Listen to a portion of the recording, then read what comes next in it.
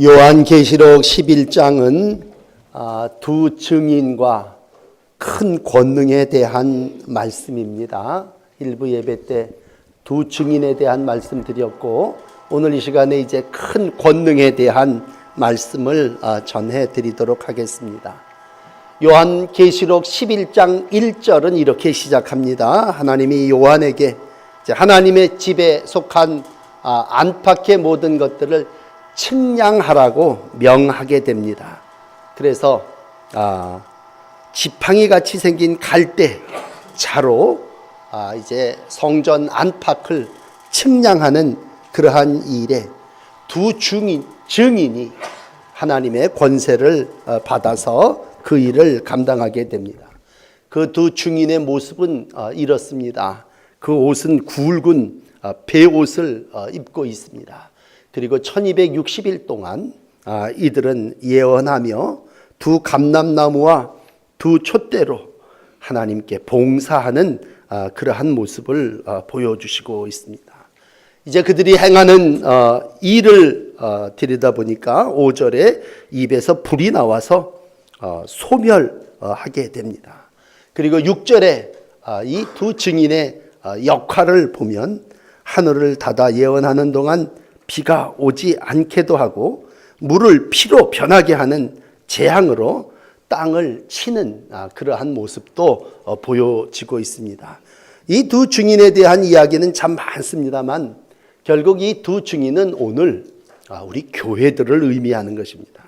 그래서 모든 전쟁이 보류되고 고요한 시간, 하나님의 평화가 이루어질 때에 지난 시간에 말씀드렸던 인친, 하나님이 구원해서 넌 내 것이다 삼아준 백성들로 하여금 이제 측량, 모든 이들에게 나가서 전도하고 하나님의 일을 전하는 사명을 이루어 가라고 하나님은 두 증인으로 우리의 교회를 세우신 줄을 믿습니다. 이 두 증인은 감람나무도 두 개요, 촛대도 두 개임을 우리 가운데 말씀해 주시고 있습니다. 두 감람나무는 대제사장 여호수아와 유대 총독인 스룹바벨을 의미하는 것이고, 감람나무는 말 그대로 기름을 짜는 그러한 나무입니다. 그래서 성전에 기름을 공급해 주는 그러한 사역이라면 감람나무의 역할은 기름의 역할이고, 촛대는 우리가 잘 아는 대로 어둠을 밝히는 빛의 사명을 감당하는 것입니다. 하나님의 나라, 천국의 복음이 모든 민족에게 증거되기 위하여 온 세상에 전파되리니 그제야 끝이 오리라. 마태복음 24장 14절이 말씀했다면 오늘 이 두 증인이 이제 하나님의 능력을 힘입어서 복음을 전하고 하나님의 능력이 그들 가운데 임함으로 마지막 때가 다가왔음을 우리 가운데 말씀해 주시고 있습니다. 오늘 이 두 증인이 행하는 일은 6절에 마치 모세와 엘리야가 행했던 일들을 통해서 우리 가운데 가르쳐 주시고 있습니다. 그들은 모세처럼 물이 변하여 피가 되게 하는 일입니다. 또 엘리야처럼 하늘을 닫아 비가 오지 않게 하는 권능을 행하게 됩니다. 오늘 그러므로 이 아침 부활하신 주님을 만나고 부활하신 주님이 내 안에 거하며 하나님의 은혜를 받은 성도의 삶은 어떤 삶입니까? 라고 하는 물음 앞에 여러분, 하나님의 큰 권능이 우리 가운데 임하심을 믿으시기를 바랍니다. 엘리야에게 임했던 하나님이 하늘의 문을 닫고 비를 오지 않게 하셨다가 비를 오게 하셨다면, 모세에게 임했던 하나님이 정말 그에게 여러 재앙을 내리고 또 능력을 행함으로 어떤 때는 물이 핏빛으로 변하는 그러한 능력을 이용하여 하나님의 역사를 이용하게 하셨다면, 넘어가서 신약 시대에 오순절 마가의 다락방에 기도하던 성령 하나님의 은혜가 모든 이들에게 임하게 될 때에 이들이 강한 능력을 받고, 그걸 우리가 다이나마이트라고 하는 말을 쓴다면 듀나미스라고 하는 말로 표현을 하는, 그건 하나님의 능력이, 권능이 성도들에게 임함으로 인해서 이들이 하나님의 놀라운 역사를 이루어감을 우리 가운데 가르쳐 주시고 있습니다. 그런데 이제 막이 하나 거두어져서 7절로 넘어와서 이 두 증인이 그만 증거를 다 할 때쯤 돼서 증거를 마쳤대. 짐승이 올라와서 전쟁을 일으키게 되고 안타깝게도 이 두 증인이 죽임을 당하게 됩니다. 자신들에게 권능을 행하고 또 백성들의 죄를 책망하고 이랬던 증인들이 죽으니까 사람들은 전부 다 그 시체를 목도하면서 기뻐합니다. 그리고는 서로 예물을 주고받는 그러한 모습이 10절에 기록되어 있습니다. 이 10절 말씀에 두 증인의 죽음 앞에 기뻐하며 서로 예물을 보냅니다. 이 모습은요, 어떻게 보면 예수님을 십자가에 못 박을 때 마치 헤롯과 빌라도가, 그 사람들은 원수지가 아닙니다. 그런데 누가복음 23장 12절에 보면 예수 그리스도를 재판하는 일로 당일에 이들이 친구가 되었다 이렇게 얘기하고 있습니다. 그러니까 너무나 서로 좋아가지고 야 우리가 예수를 이렇게 공모해갖고 십자가에 못 박았다. 헤롯과 빌라도가 원수가 친구가 되어 서로 기뻐하고 서로 예물을 주고받는 그러한 모습이라면 오늘 이 두 증인의 죽음 앞에 모든 악을 행했던 자들이 그 증인의 시체를 눈으로 바라보면서 기뻐하고 예물을 보내는 그러한 모습이 10절에 기록되고 있습니다. 자, 여기까지 이제 앞에 부분의 말씀이라면 이제 11절에 넘어와서 오늘 본문 말씀입니다. 그렇지만 어떻습니까? 이들이 두 증인이 죽음으로 끝납니까? 오늘 하나님의 역사는 그 두 증인을 부활하게 하시고 승천하게 하십니다. 예수님이 사흘 만에 부활하신 것처럼 사흘 후 살아나서, 그 살아났다고 하는 표현을 오늘 11절은 어떻게 기록하느냐 하면요, 발로 일어섰다고 기록하고 있습니다. 그리고 하나님께서 그들에게 생기를 불어넣었다고 기록하고 있습니다. 오늘 이 11절이 부활절 첫 예배를 드리시는 여러분들에게 하나님의 영이 우리 가운데 임하는 걸 생기를 불어넣어 주셨다면 하나님이 정말 우리 가운데 들어오셨을 때 기름을 공급해 주심으로, 성령의 기름을 공급해 주시고 하나님이 어두움 가운데 있는 자에게 빛을 공급해 주심으로 두 감람나무가, 두 촛대가 다시 생기를 얻고 힘을 얻었을 때 그 두 증인이 어떻게 해요? 발로 일어나는 역사가 일어남을 보게 됩니다. 여러분, 그때의 재앙이 일어나고 큰 지진이 나서 땅은 무너지고 7천이 죽습니다. 여러분, 성이 10분의 1이 다 회파되어지게 됩니다. 얼마나 놀랍겠어요. 죽음 가운데 부활하신 예수님을 본 이들도 놀라운 일이었겠지만 오늘 마지막 요한에게 계시를 보여준 이 모습을 볼 때에 하나님의 이 능하신 모습을 보고 죄인들은 그 앞에 6장 15절에 보면요, 바위 틈에 들어가서 숨으려고 무서워합니다. 그러나 남은 모든 자들은 두려워 떨며 하나님께 영광을 돌리게 됩니다. 얼마나 두렵겠습니까? 여러분 살면서 두려운 일들이 많이 있겠습니다만 예수님께서 죽음 가운데 부활하셨다고 하는 사건 앞에 모든 사람들은 다 무섭고 두려워했습니다. 오늘 똑같아요. 두 증인이 사흘 만에 살아나 발로 일어서 생기 충만한 사람으로 걸어 다닐 때 무서우면서도 뭐예요? 영광을 하나님께 돌린 줄 믿습니다. 그러므로 오늘 제자들 보는 데서 예수님이 40일 후에 하늘로 올라가오신과 같이 이들도 다시 하나님께서 그들을 들러서 휴거하게 하시고 두 증인이 이제 승천하게 되는 그러한 모습을 보게 됩니다. 오늘 바울은 우리 가운데 로마서 8장에 이런 말씀을 합니다. 우리가 때로는 환난을 받고 때로는 사방으로 우겨쌈을 당하고 때로는 우리가 어둠 가운데 처박히는 그러한 삶을 경험한다 할지라도 하나님은 우리를 보호하시고 하나님은 그곳에서도 우리와 함께 하시고 우리로 승리케 하시는 줄을 믿습니다. 그러므로 만일 하나님이 우리를 위하시면 누가 우리를 대적하겠느냐. 의롭게 하신 하나님이 우리 가운데 계시는데 누가 두 증인을 정죄하겠느냐. 이 환난과 이 고난에서 넉넉히 이기리라 말씀하고 있습니다.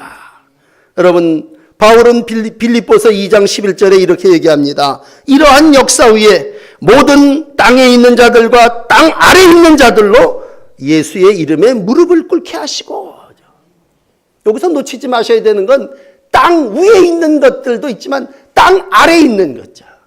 저 무적인 깊은 곳에 있는 것까지도 다 예수의 이름에 무릎을 꿇게 하시고 그들의 입으로 예수를 주라 시인하며 하나님께 영광을 돌리게 하셨다고 빌립보서 2장 11절이 기록했다면 오늘 11절은 두려움 가운데 있는 땅 위의 백성들이 영광을 하나님께 돌리는 모습으로 요한에게 보여주시고 있습니다. 여러분, 우리가 부활을 경험했다면 우리가 할 수 있는 일은 뭐예요? 첫째는 두려움이겠죠. 그러나 그 두려움을 넘어서서 행하신 하나님의 일로 인하여 마땅히 영광을 돌려야 될 줄을 믿습니다. 예수님 당시에 요한복음 9장 24절에 보면 맹인된 소경된 자의 눈을 뜨게 해주신 일이 일어나게 됩니다. 소경이 눈을 떴다고 하는 건 얼마나 놀라운 일입니까? 그 옆에 있던 바리새인들이 그 소경에게 얘기합니다. 야, 너 하나님께 영광 돌려야 된다. 너는 하나님께 영광을 돌려라. 바리새인들이 얘기합니다. 그러나 예수님에게 영광 돌리라고 하는 얘기는 안 하죠. 왜? 그들이 예수님이 하나님께서 보내신 자임을 알지 못했기 때문입니다. 그러나 소경은 자기의 눈을 뜨게 한 이가 바로 저이고 오직 그의 앞에 무릎을 꿇고 하나님께 영광을 돌린다면 오늘 요한계시록이 우리 가운데 주시는 말씀은 영광과 존귀와 감사를 보좌에 앉으신 이에게 영광을 돌리고 찬송하며 경배하는 모습으로 기록하고 있습니다. 오늘도 부활 이후에 우리에게 큰 권능으로 함께 하시는 주님을 만나시는 여러분들이요, 경배하시고 찬송하시고 감사하시는 날들을 살아가시기를 축복합니다. 오늘도 우리의 영광을 받으실 분은 오직 한 분이신 모든 능력의 주이신 하나님이십니다.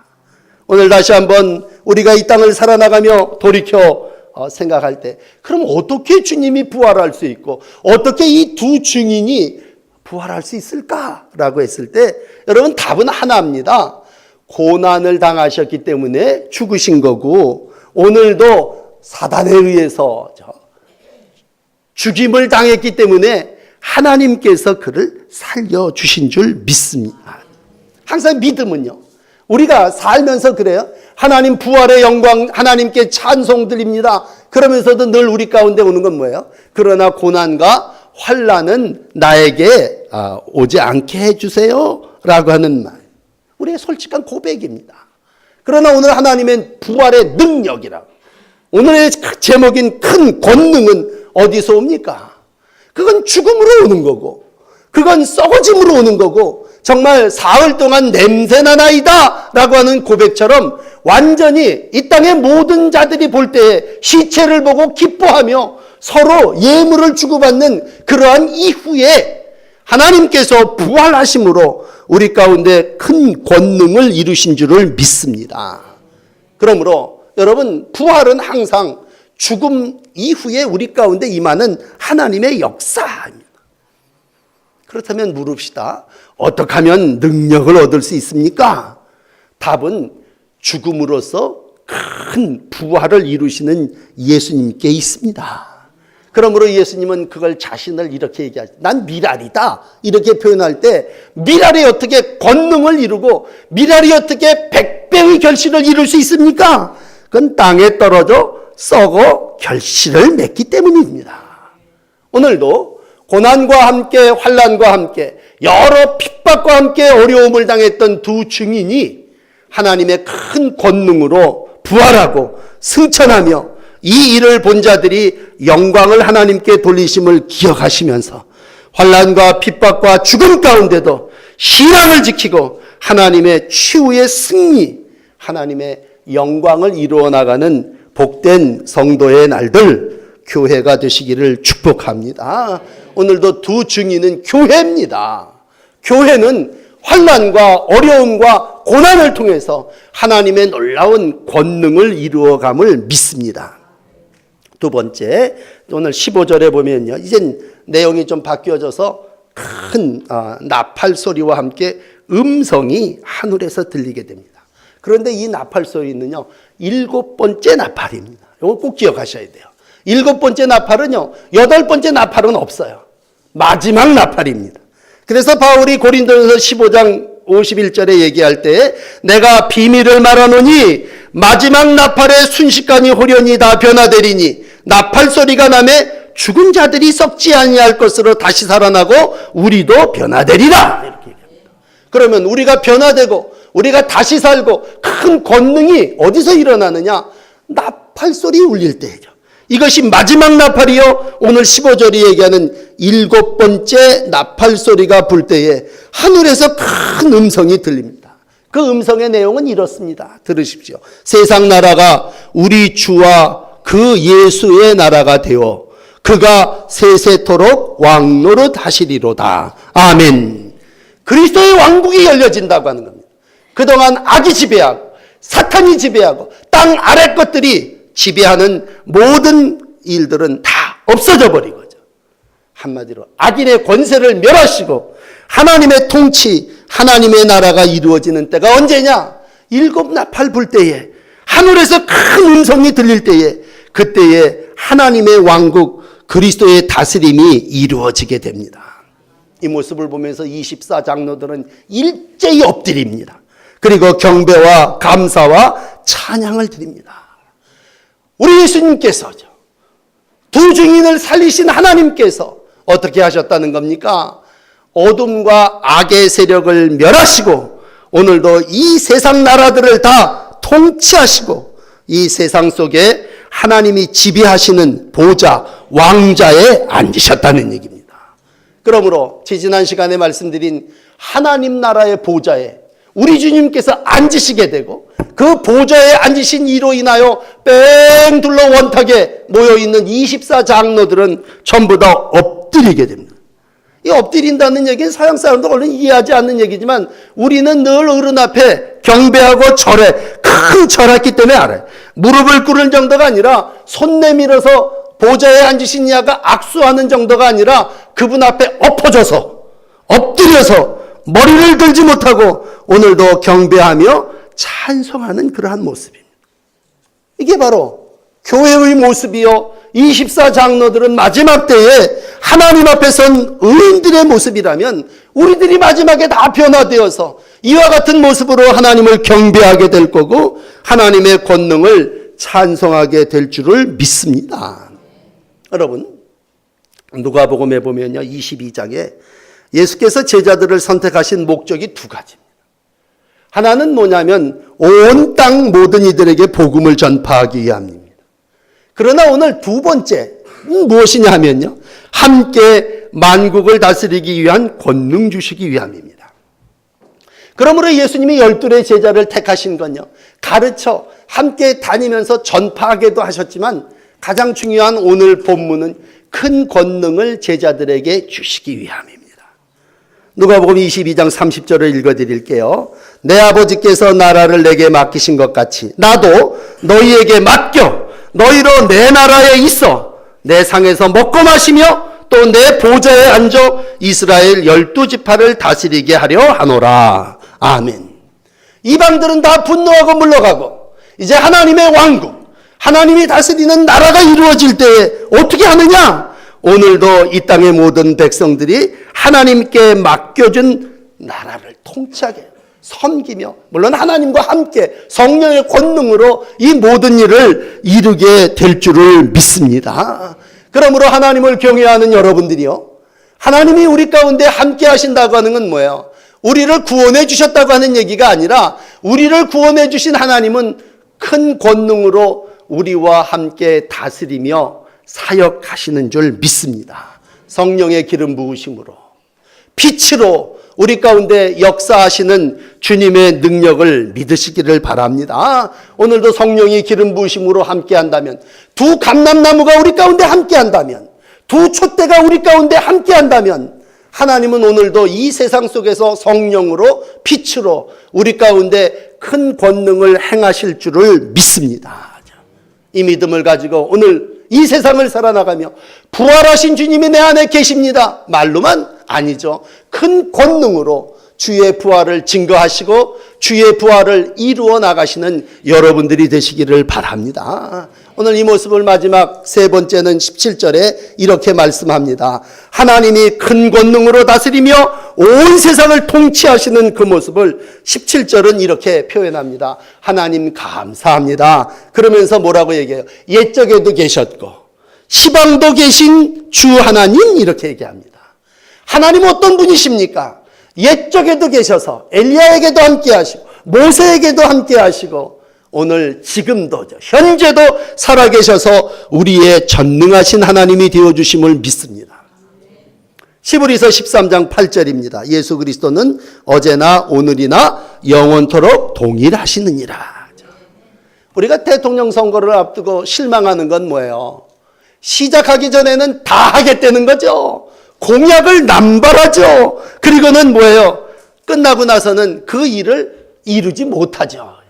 어떻게 통치를 한다는 것, 다스림을 이루어간다고 할 때 정말 자꾸만 거짓말 공약이라고 하는 말들을 한다면 큰 소리를 치던 이들이, 웅변하던 이들이, 열변을 토하던 이들이 뭐예요? 마지막에 가서 그 일을 이루지 못하죠. 그러나 세상의 통치자는 형편과 처지에 따라서 행하는 일도 못하는 일도 있을지 모르지만 오늘 새롭게 큰 권능으로 이 땅을 통치하시는 하나님의 역사는 어떻습니까? 오늘도 우리 가운데 존재하시는 하나님, 예수님, 성령님은 어떠십니까? 그분은 옛적에도 계신 분이고 지금도 계신 분이고 어제나 오늘이나 영원히 동일하신 분이고 이제 마지막에 말씀드리지만 언약궤로 우리에게 약속한 모든 것은 반드시 이루어 주시는 분이심을 믿습니다. 그러므로 하나님의 권능을 믿는다고 하는 건요, 지난날에 역사하셨던 하나님을 믿는 거고 그 하나님이 오늘도 교회와 우리를 통해서 동일하게 역사하심을 믿는 겁니다. 예수 그리스도는 어제나 오늘이나 영원히 변치 않고 동일한 약속으로 존재도 하시지만 능력으로 우리 가운데 함께 하심을 믿으시기를 축원합니다. 이 하나님 어떤 분이십니까? 이 부활하신 예수님 어떤 분이십니까? 한 절 내려가셔서 곧 전능하신 입니다. 그분은 어떤 분이십니까? 큰 권능을 잡으신 분이십니다. 그분은 어떤 분이십니까? 왕 노릇하시는 분이십니다. 한꺼번에 다 읽어드릴게요. 곧 전능하신 이여 큰 권능을 잡으시고 왕 노릇하시도다. 그분은 우리의 왕이시고 우리의 큰 권능이시고 우리의 전능자이심을 믿으시기를 바랍니다. 이사야는 9장 6절에 이렇게 예언했죠. 한 아기가 우리에게 낳고 한 아들을 우리에게 주신 바 됐는데 그 어깨에 정사를 맺고, 정사를 메었다는 얘기는요, 모든 일을 책임지시는 분이시란 말이죠.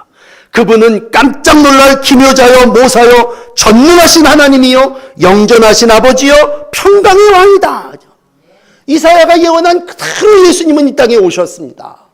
그리고 고난을 겪으시고 부활하심으로 정말 모든 걸 짊어지시고 이기신 분이시고 모든 능력을 이루신 분이시고 기묘한 일을 이루신 분이시고 전능한 하나님이시고 영원히 존재하는 우리들의 아버지가 되어주셨습니다. 오늘 그분의 마지막 왕의 사역은 이렇습니다. 그건 상주심입니다. 여러분, 우리가 큰 권능으로 우리 가운데 임하시는 그분께서 마지막에 우리 가운데 우리하고 같이 이렇게 과거도 계시고 시방도 계시고 존재만 하시는 분이 아니라 큰 권능으로 왕노릇 하시는 분 아니라 마지막에 하나님의 때에 그분은 우리에게 상 주시는 분이십니다. 이게 오늘 이제 17절 끝나고 18절에 보시면요, 종들과 선지자들과 성도들 물론대소하고 그의 이름을 경외하는 모든 자들에게 상 주시는 분이시다. 여러분, 통치자가 하는 일이 뭡니까? 상 주시는 일입니다. 우리가 지난 주간에 연회를 했습니다만 연회가 해야 되는 귀한 사명은 사람을 세우는 일입니다. 그래서 안수하여 하나님의 종 목사들을 세웁니다. 그리고 이제 은퇴하는 모든 이들을 찬양합니다. 그동안에 애쓰셨습니다. 박수치고 상 줍니다. 그리고 한 해 동안 수고하고 애쓴 모든 일꾼들에게 상 줍니다. 상은 뭐예요? 행한 대로. 당신은 장로로, 당신은 무엇으로, 교사로 20년 동안, 저는 이제 30년 동안 목사로 이렇게 일했습니다. 그랬을 때 상 주신다고 할 때, 행한 대로 상 주실 때 하나님의 권능은 오늘도 우리 가운데 함께 하셔서 행한 대로 상 주실 때에 뭐예요? 하나님을 경외한 자들에게는 경외하는 자에게 주시는 상을 받을 것이고 반역하는 자들에게는 상응하는 진노를 이루어 나간다. 대통령상이 크죠. 노벨상이 큽니다. 우리 종교인들 템플상이라고 하는 것이 영국의 모든 사람들 중에 아주 귀한 상이랍니다. 그러나 이 세상의 모든 상보다도 이 땅에서 수고하고 애쓰고 달려갈 길 다 달려가고 충성한 종들과 순교한 이들에게 주시는 하나님의 상이 마지막 요한에게 계시로 18절에 보여주고 있습니다. 오늘도 이 땅에서 분명한 것은 수고하고 애쓴 대로 네가 얼마나 고난을 당했느냐, 부활하신 주님이 큰 권능으로 함께 하실 거고 그 고난을 통과한 이들에게 수고했다, 우리 하나님께서 상 주실 줄을 믿습니다. 어떤 분들이 어두움 가운데 계십니까? 오늘도 그 어두움 가운데 주님은 두 촛대로 함께 하실 것입니다. 정말 어떤 분들이 목마름과 갈급한 가운데 있습니까? 우리 주님이 두 감람나무로 성령의 기름 부으심으로 함께하여 우리 가운데 축복해 주실 줄을 믿습니다. 이 땅을 살아나가며 마지막 때에 하나님이 임하실 심판을 기억하십시오. 마태복음 25장 맨 마지막 절은 이렇게 얘기합니다. 지극히 작은 자에게 하지 아니한 것이 내게 하지 아니한 것이다. 행한 대로 상 주시는 하나님께서 지극히 작은 자에게 행한 것이 내게 행한 것이고 지극히 작은 자에게 행하지 않은 것이 내게 행한 것이 아니니라. 그들은 영벌에 의인은 영생에 들어가리라 말씀하고 있습니다. 오늘 본문은 19절로 마감합니다. 19절은 하늘의 문이 활짝 열립니다. 그리고 성전이 열려집니다. 그리고 그 중심에 언약궤가 있음을 우리 가운데 보여주고 있습니다. 큰 능력을 다스리시는 하나님께서 오늘도 온 세상의 중심에 교회를 두시고 오늘도 그 증인들로 하여금 언약궤를 보여주시면서 나는 결코 언약을 변치 않는 하나님이심을 우리 가운데 말씀해 주시고 있습니다. 여러분, 언약은 바뀌질 않아요. 언약이죠. 공약이 돼서는 안 됩니다. 약속은 하나님 반드시 이루시는 분이라면 오늘도 하나님은 언약궤를 통해서 큰 권능으로 우리 가운데 역사하시는 분이심을 보여주시고 있습니다. 오늘도 이 언약을 믿으시며 마지막 때에 큰 권능으로 우리 가운데 임하시는 주님을 믿으시고 부활 첫날 어떠한 고난과 환난과 핍박이 있다 할지라도 우리를 증인을 다시 살리시는 교회를 회복시키시며 이 땅에서 세세토록 왕노릇하시는 우리 주님을 24장로가 돼서 찬양 예배하시고 그 이들에게 주시는 하나님의 큰 권능이 우리의 교회와 여러분들에게 함께 하시기를 축원합니다. 기도하십시다. 오늘도 부활 후 첫날 하나님을 찬송하고 경배하기 위하여 하나님의 기름 부은 종들이 엎드립니다. 엎드려 겸손히 주님 앞에 나온 이들에게 큰 권능으로 함께하여 주시옵소서. 이 땅에 우리 주님 세세토록 왕노릇하시되 악인의 권세와 흑암의 권세를 물리쳐 주시고 오직 하나님만이 왕 되시고 하나님만이 능력으로 통치하는 귀한 세상이 되게 하여 주시옵소서. 어둠의 세력 가운데 있는 이들에게 촛대로 함께 하시고 빛으로 함께 하여 주시옵소서. 좌절과 실망과 낭망으로 어두운 가운데 있는 이들에게 주님 성령의 기름 부으심으로 함께 하여 주시옵소서. 우리로 주님이 주시는 능력을 따라 살게 하여 주시고 마지막 하나님의 심판대 앞에 잘했다 착하고 충성된 종이라 상받게 하시고 면류관 받는 귀한 성도들 되게 하여 주시옵소서. 존귀와 영광과 감사를 우리 주님께 올리며 예수님 이름으로 기도합니다. 아멘.